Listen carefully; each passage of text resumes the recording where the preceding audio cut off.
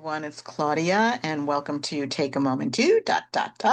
And that does represent the new topic that I bring to you each week that I hope will inspire and encourage you to pause for a moment, think about what I'm saying, and maybe even put it into tweaked perspective and apply it to everyday life. I come to you each week completely dependent on the Lord, trusting that He's going to show up and show off. I show up trusting that He will. This is fairly new for me. I've been doing this podcast a little over 2 years now. And when I started, I was so uh, stuck in looking up scriptures, being so disciplined and so prepared that I wasn't really enjoying myself.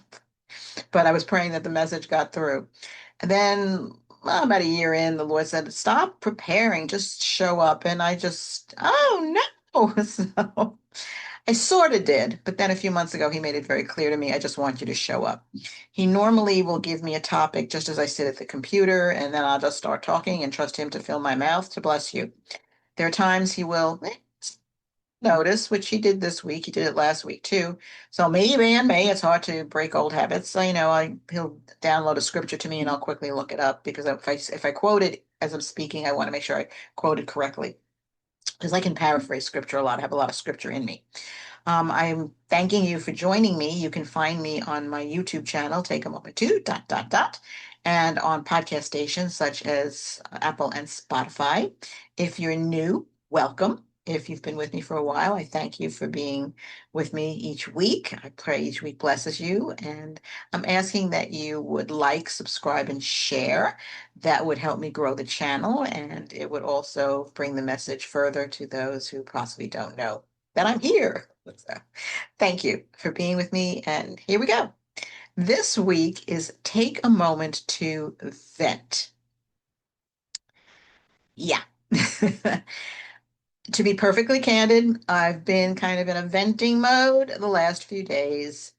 And venting comes from the analogy of letting off steam. Think about a pressure cooker. You have to untwist the valve to let the steam out when the food is cooking. Otherwise, there'll be an explosion. There goes dinner, the kitchen, and everything else. So it's very dangerous not to let the steam valve open and let the steam out. So it's the same thing with when we need to vent. We need to let off steam. Something bothers us. We get upset. We get angry. But there are ways to vent. Okay. Now, I live life and I do this podcast based on biblical principles. Now, biblically, we can vent. Okay, we can. We're supposed to be slow to anger. That's a scripture. But God gave us emotions. God has emotions. God gets angry. God got angry. It's documented in the Bible. But there are ways to vent. And even King David vented.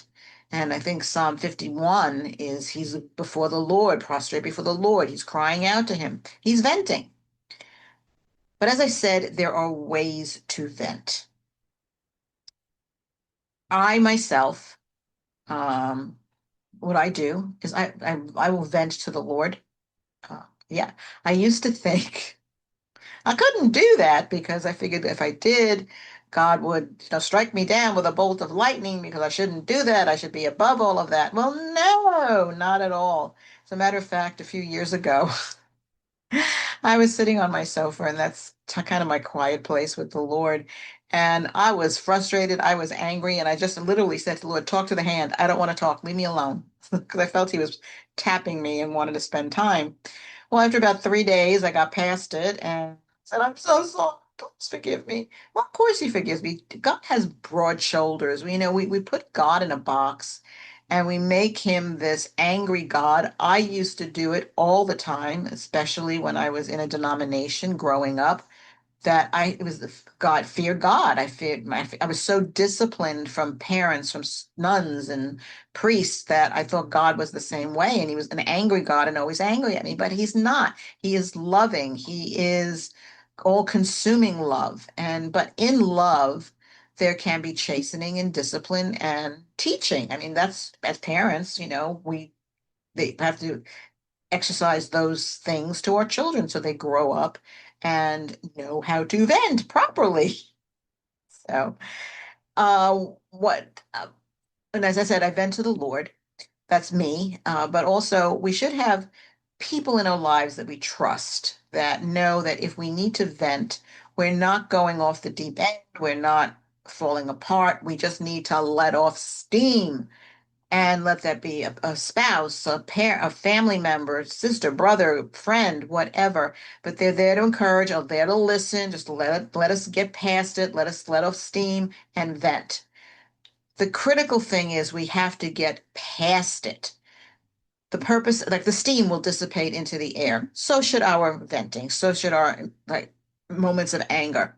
Because if we hold on to that anger, that frustration, it will affect us negatively. It can cause us to be unforgiving at whoever got us to that level of frustration. It can cause us to uh, hold on to anger, and holding on to anger will cause us to have dis-ease, which is not good. We'll be uncomfortable. We'll be out of sorts, out of alignment. But it can also cause disease in the body and affect our health. But also, if we hold on to things, it can cause bitterness and unforgiveness, which again will settle into the body and it will cause things that are not healthy for us going forward. So the important thing is to let go of it once we vent and let the steam out. Now, I don't know if you've noticed this, but I've noticed it. Walking around anywhere we go, I go, people are like having these tirades and screaming mimi fits and in a very inappropriate way, in very inappropriate places. And it can be unsettling, it can be frightening. We don't know what triggered them. We don't know where they're going to go with it. Can they become violent? There are, as I said, there are ways to vent, and that is not it. Being in a public forum affecting other people. And I mean, there are children around.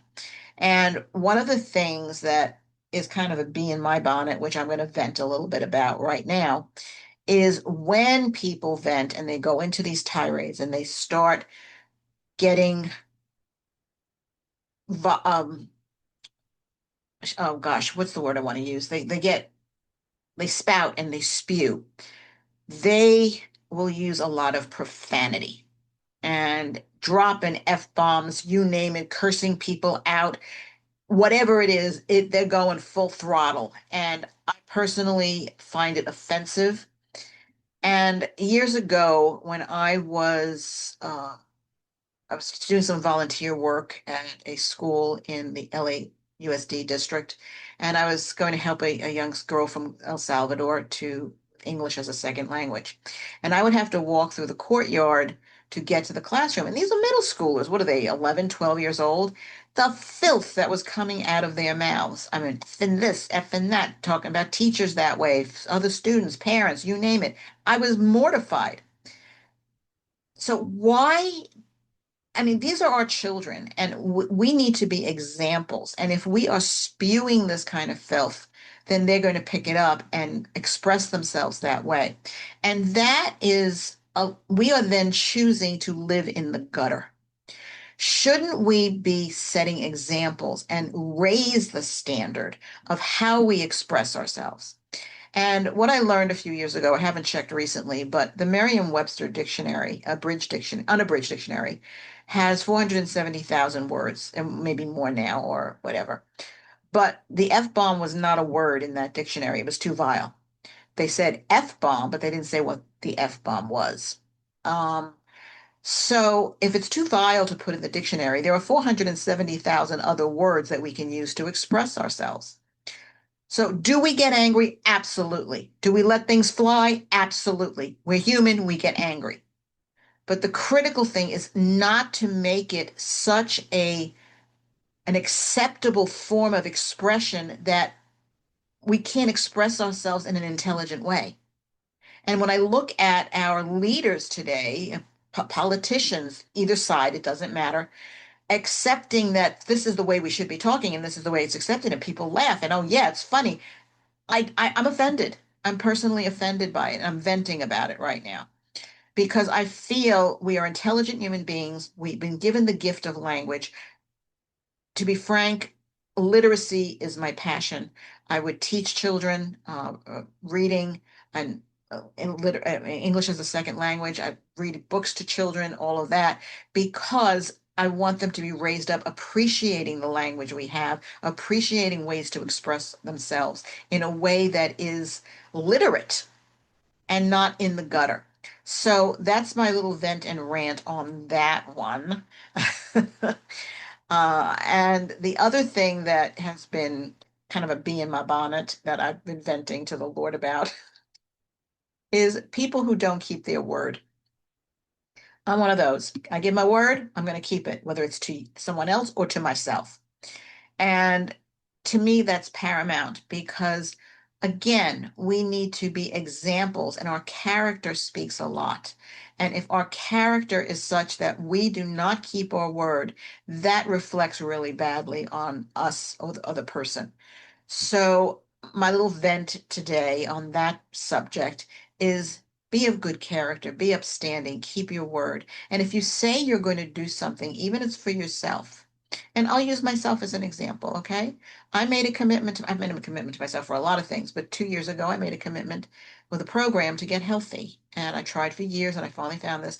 And I have stayed true to this. Are there ups and downs? Yes, I'm human, but I have very much kept my word to myself and to others as I'm now a health coach. I have to be an example. But I want to stay healthy. I want to be an example to others, to be in that mode of making a commitment to themselves to be healthy. So keep your word to yourself and to others. It's important. Be an example. Um, and so those are my two little vents in this podcast about venting. It's okay to vent, but as I said, there are ways to do it. Don't tear people down. Don't curse them out. You don't want to curse loved ones. You don't want to even curse yourself. Death and life are in the power of the tongue. So speak life even in a venting situation. Okay. So I encourage you this week and going forward, take a moment to vent.